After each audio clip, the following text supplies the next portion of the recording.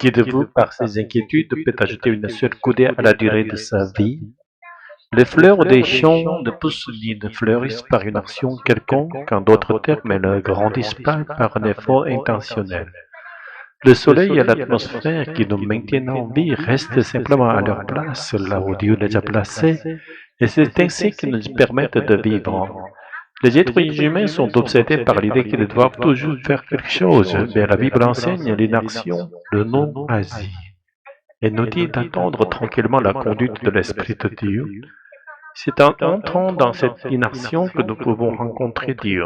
Et ce n'est qu'après avoir rencontré Dieu que nous pouvons nous abandonner pleinement au Saint-Esprit afin qu'il nous utilise. Être utilisé comme un instrument du Saint-Esprit, voilà la vie chrétienne que nous devons rechercher. Nous ne pouvons plus pécher, mais nous ne pouvons pas non plus revendiquer de mérite. Tout est l'œuvre du Saint-Esprit, tout ce que l'Esprit accomplit est bon. D'une perspective orientale, cela semble rappeler la sagesse de la voie du Tao, ce chemin du non-agir. Mais il faut distinguer, le Tao est une force impersonnelle, tandis que Dieu est un être personnel, aimant et relationnel. Le non-agir chrétien n'est pas un abandon à une force cosmique, mais une soumission confiante à la volonté de Dieu. Mais en réalité, qui peut vivre ainsi?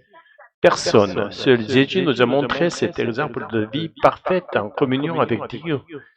Il faut commencer par le reconnaître. Autrement dit, il faut d'abord reconnaître notre incapacité. Cette voie, c'est vivre en communion constante avec Dieu. Même dans un monastère, on n'y parvient pas. Et combien moins dans les tumultes de la vie quotidienne. S'efforcer de vivre cette communion est déjà une erreur de départ. C'est un don de Dieu et nous ne pouvons le recevoir que si Dieu nous le donne. Quiconque a goûté à ce don saura qu'il n'est pas dû à ses propres qualités, mais uniquement à la grâce de Dieu. Ce que nous pouvons faire de mieux, c'est implorer cette grâce comme des mendiants. Nous devons devenir des mendiants spirituels qui ne peuvent vivre sans cette grâce. C'est là le secret. Les derniers deviennent les premiers. Alléluia. Amen. Une chapelle paisible. Anna, une jeune croyante, médite en silence. Pierre, un homme mûr et expérimenté, entre et la trouve plongée dans ses pensées. Tu sembles préoccupée, Anna, que médites-tu ainsi? Je pensais aux paroles de Jésus, qui de vous, par ses inquiétudes, peut ajouter une seule coudée à sa vie. Je me demande comment vivre sans être obsédé par l'action, par ce besoin constant de faire quelque chose. C'est une question profonde. La Bible enseigne ce que certains appellent non-agir, mais il ne s'agit pas d'inaction paresseuse.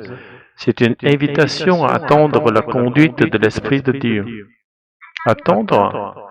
Mais la vie ne nous attend pas. Les défis, les besoins, comment puis-je rester inactive?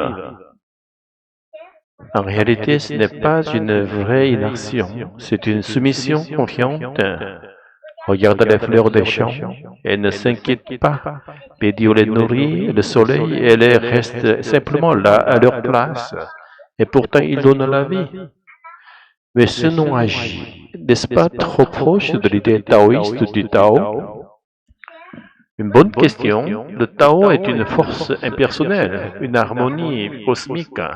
Mais pour nous, il s'agit d'un Dieu personnel, aimant, qui nous guide. Notre non-agir est une confiance en ce Dieu vivant, pas d'une soumission à une force aveugle. Alors, comment puis-je vivre cela? Je me sens toujours agité, toujours inquiète. Tu commences par reconnaître notre incapacité. Aucun de nous ne peut vivre cette vie parfaite par ses propres forces.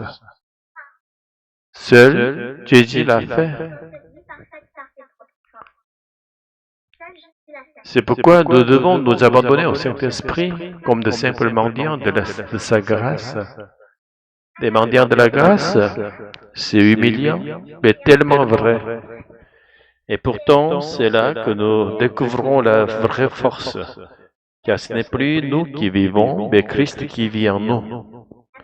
Anna ferme les yeux, un sourire paisible sur son visage. Merci Pierre, peut-être que je vais simplement m'asseoir ici un moment dans le silence. C'est un bon début, Anna. Le silence est souvent le premier lieu de la rencontre avec Dieu.